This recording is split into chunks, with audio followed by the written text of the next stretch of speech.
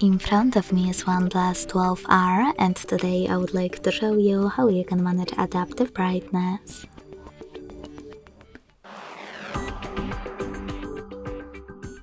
Begin by opening settings and tapping on display and brightness right away.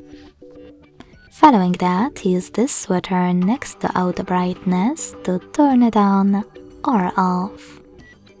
If you want to, you can also go into Tab menu and click on this icon with a sun on the right of brightness shortcut.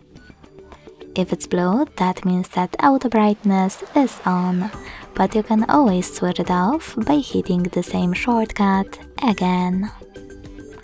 Thanks so much for watching. If you enjoyed this video, don't forget to leave a like, comment and subscribe. Bye!